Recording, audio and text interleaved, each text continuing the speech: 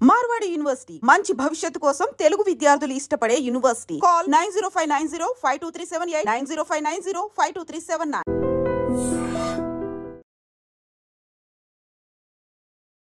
నమస్కారం, welcome to I dream. ధర్మ మార్గం విత్ విజిత కార్యక్రమానికి స్వాగతం.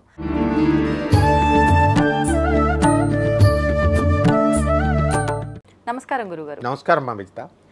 గురుగారు, మనం ఇంట్లో ఎటువంటి వ్రతాలు చేసినా, సత్యనారాయణ స్వామి వ్రతమే కావచ్చు, ఇంకా కొన్ని వ్రతాలు చేసినప్పుడు కొన్ని సందర్భాల్లో పురోహితులు మంత్రోచ్చారణ చేసేటప్పుడు వింటూ ఉంటాము, స్కాంద పురాణే భరతవర్షే భరతఖండే, అంటే ఇది నాకు కరెక్ట్గా గుర్తులేదు కానీ ఇలా చెప్పే సందర్భాలలో స్కాంద పురాణం అని చెప్పి మనం వింటూ ఉంటాము. మరి ఈ స్కాంద పురాణం చదవటం వల్ల, వినటం వల్ల, దాంట్లో ఉన్న నీతిని మనం తెలుసుకోవటం వల్ల మనకున్న పాపాలు తొలగిపోతాయి అని అంటుంటారు. ఇది అంటే వాస్తవమైన ఏ రకంగా తీసుకోవచ్చు? నిజంగా ఈ స్కాంద పురాణం వినటం వల్ల, దానిలో ఉన్న ఆ జ్ఞానాన్ని తెలుసుకోవటం వల్ల మనకు వచ్చే ఫలితం ఏంటి? నిజంగానే స్కాంద పురాణం చదవడం వల్ల పాపాలు అనేటువంటివి పోతాయి. సాక్షాత్తు శ్రీమన్నారాయణమూర్తి బదరీనారాయణుడిగా వ్యాసుడిగా పుట్టాడు.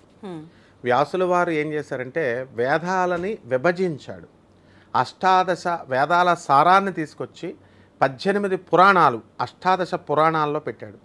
తర్వాత మళ్ళీ అష్టాదశ ఉపపురాణాల్లో పెట్టాడు. మళ్ళీ ఇందులో ఉన్నటువంటి పురాణాల్లో ఉన్నటువంటి జిస్టుని తీసుకొచ్చి ఉపనిషత్తులుగా పెట్టాడు. ఈ పురాణాలు ఉపనిషత్తుల సారాన్ని తీసుకొచ్చి భగవద్గీతగా కురుక్షేత్ర మహాసంగ్రహంలో ఇలా ఈ గ్రంథాలు అనేటటువంటి రచించబడ్డాయి. అందులో ఒకటి స్కాంద పురాణం. స్కందుడు అంటే సుబ్రహ్మణ్యేశ్వర స్వాముల వారు. కాబట్టి ఈ ప్రతి పురాణము ఎక్కడ తీసుకున్నా కూడా శివుడు పార్వతికి చెప్పినట్టుగానే ఉంటుంది, మంత్రశాస్త్రం కానీ ఏదైనా సరే. కాబట్టి ఈ స్కాంద పురాణంలో మనము తెలుసుకోవాల్సింది ఏంటంటే, శివుడు మనకి చెప్పినప్పటికీ కూడా కొన్ని సందర్భాలలో సుబ్రహ్మణ్యేశ్వర స్వామిల వారే గురువుగా ఉండి శివుడికి చెప్పినటువంటి ఉదంతాలు కూడా ఉన్నాయి. అందువలన కుమార గురవే నమః అంటాం. సుబ్రహ్మణ్యేశ్వర స్వామి వారు శివుడికే గురువు అయ్యాడు. ఏ విధంగా అంటే శిష్యుడు గురువుకి, గురువు శిష్యుడికి ఎలా అవుతారో చెప్తాను. ఒక గురువు ఉన్నాడు, ఆయన మంచి ఫేమస్ సినిమా యాక్టర్ అనుకుందాం. ఆయనకి శిష్యుడికి చిన్నవాడిని తయారు చేశాడు. ఆయనకు ఆ యాక్టింగ్ విద్య వచ్చు, ఈ శిష్యుడికి నేర్పించాడు. ఈ శిష్యుడికి చిత్రలేఖనం వచ్చు. అయితే వీడు ఆర్ట్లో టాప్ అనమాట. అప్పుడు అతను ఈ పెద్ద హీరో గారికి నేర్పిస్తాడు. అంటే గురువు శిష్యుడికి నేర్పించినప్పుడు ఆ ఇంకొక విద్య రావడం వల్ల ఈ శిష్యుడు కూడా ఆ గురువుకే పరమ గురువు అవుతాడు. ఆ విధంగా స్కాంద పురాణంలో ఉన్న స్పెషాలిటీ ఏంటంటే సుబ్రహ్మణ్యేశ్వర స్వాముల వారే సాక్షాత్తు శివుడికే గురువు అయ్యాడు. ఇది వయస్సుతో వీటితో పని లేదు, జ్ఞానంతో కూడి ఉన్నదే గురువు స్థానం. దానికి కూడా నేను ఇంకొక ఎగ్జాంపుల్ చెప్తాను. భాగవత మహాపురాణంలో ఈ యొక్క పరీక్షిత్ మహారాజు 7 రోజుల్లో చచ్చిపోతాడు అన్నప్పుడు, ఎలాగూ నేను పోతాను, అందువలన నాకు మోక్షం కావాలి అని ఋషులను అడిగితే భాగవతం వింటే నీకు మోక్షం వస్తుంది అంటారు. అప్పుడు వరుసలో దేశంలో ఉన్నటువంటి ఋషులను అందరినీ పిలిచేస్తాడు, వచ్చి చదవండిరా నాయన అని. అందరూ కూర్చుంటారు. మేము దానికి అర్హులం కాదు, కానీ కేవలము ఒక్క శుకమహర్షి మాత్రమే దానికి అర్హుడు అంటాడు. ఆ శుకమహర్షి ఎవడు? వ్యాసుడి కొడుకు. సరే, వీళ్ళందరూ కూర్చుంటారు. జ్ఞాన వృద్ధులు, వయోవృద్ధులు, వయసులో ముసలివాళ్ళు, జ్ఞానంలో పండిపోయినటువంటి వాళ్ళు. ఆ శుకుడు ఎంత చిన్న పిల్లాడు, 16 సంవత్సరాలు కూడా లేవు, బట్టలు కట్టుకోడు, దిగంబరుడు, చిలక ముక్కు పెట్టుకొని టక నడుచుకుంటూ వచ్చేస్తాడు. మొత్తం ఈ ఋషులందరూ కూడా ఆయనకు నమస్కారం చేస్తారు. సాక్షాత్తు శ్రీమన్నారాయణమూర్తి అవతారమైనటువంటి వ్యాసుల వారు, ఆ శుకమహర్షికి తండ్రి అయినటువంటి వాడు వ్యాసుడు కూడా అందరూ చూస్తారేమో బయట నుంచి నమస్కారం పెడితే అని మనసులో తన కొడుక్కి నమస్కారం పెడతాడు. అంటే ఈ చిన్న ఆయన వైరాగ్యంలో అంత గొప్పవాడు శుకుడు. కాబట్టి ఆయన్ని చూసి జ్ఞానులు, జ్ఞానవృద్ధులు, వయసులోను జ్ఞానంలో ఉన్న వృద్ధులు కూడా ఆయనకి నమస్కారం పెట్టారు. ఈయన దగ్గర వైరాగ్యం అనే విద్య ఉంది. కాబట్టి విద్య అనగానే చదువు అనుకుంటాం, చదువు కాదు. వేదాలు అనగానే ఏదో అనుకుంటాం, స్వరాలు ఉంటాయని భయపెట్టారు వేరే వాళ్ళు నేర్చుకోకుండా. నో, వేదము అంటే knowledge, any one can read. అసలు ముందు ఈ యొక్క వేదాల సారమే కదా ఈ పురాణం, స్కాంద పురాణం. అందులో ఎక్కువగా చెప్పబడింది ఏంటంటే, ఈ వేదాలు స్వరాలు నేర్చుకుంటే మంచిదే, రిథమాటిక్గా ఉంటుంది. కానీ అలాగని నాకు రాదు అని చెప్పి ఆపేస్తే ఎట్లా? You have to learn, this is knowledge. అలాగే స్కాంద పురాణంలో మనకి రేవాతీర ఖండే అన్నవరం సత్యనారాయణ స్వామి వారి యొక్క వ్రతం ప్రథమాధ్యాయ సమాప్త అని మనం వ్రతం చదువుతూ ఉంటాం. ఆ స్కాంద పురాణంలో రేవాఖండం అని ఇలా రకరకాల ఖండాలు ఉంటాయి. అలాగే దుర్గా సప్తశతి కూడా, చండీ సప్తశతి కూడా ఈ స్కాంద పురాణంలోకే వస్తుంది.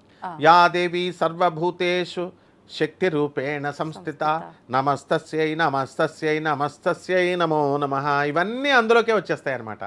సో దుర్గా సప్తశతి అంటే చండీ సప్తశతి 700 శ్లోకాలు ఇందులోకే వస్తుంది. స్కాంద పురాణాంతర్గతే ఆర్ఘళా స్తోత్రం అని కూడా ఉంటుంది అమ్మవారిని.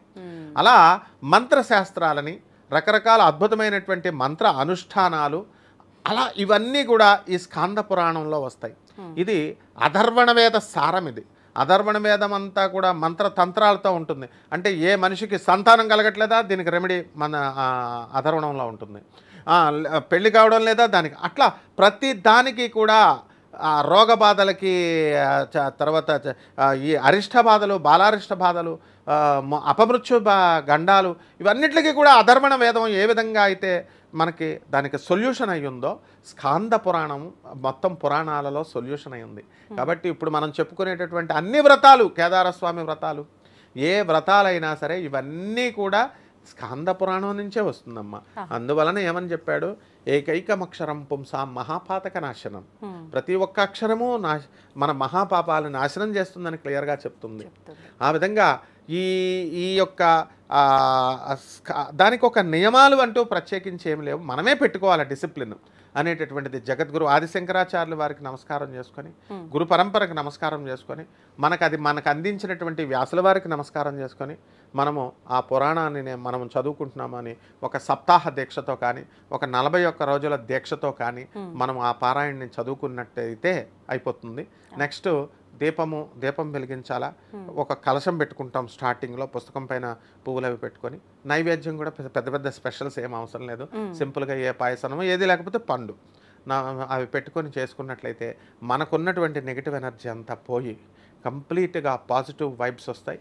అంతేకాదు పిక్చరైజేషన్ ఈజ్ వెరీ ఇంపార్టెంట్. ఏదో యాంత్రికంగా మెకానికల్గా చదవడం కాకుండా ఆ చదువుతున్నప్పుడు ఆ యొక్క దుర్గాదేవి మహిషాసురుని ఎలా సంహరించింది అన్నది అందులో ఉంది. సత్యనారాయణ స్వామి వారు ఏ విధంగా అయితే సుధాముడు కుచేలుడిని మనం చేస్తాం కదా, కుచేలుడు సత్యనారాయణ, అందరికీ తెలియదు ఏంటంటే సుధాముడు కుచేలుడు కేవలం కృష్ణుడి ఫ్రెండు, కృష్ణుడితో తిరిగేవాడు అనుకుంటున్నారు. ఆ కృష్ణుడు, ఆ యొక్క సుధాముడు భార్య, వీళ్ళంతా కూడా సత్యనారాయణ స్వామి వారు వ్రతం చేశారు. కాబట్టి ఈ రేవాతీర ఈ యొక్క పురాణం అంతా కూడా స్కాంద పురాణాన్ని చదివి ఆయన ఉద్ధరించబడ్డాడు సుధాముడు. ఈ విధంగా చేసుకుంటే మొత్తం పాపాలన్నీ పోతాయమ్మా. ధన్యవాదాలు.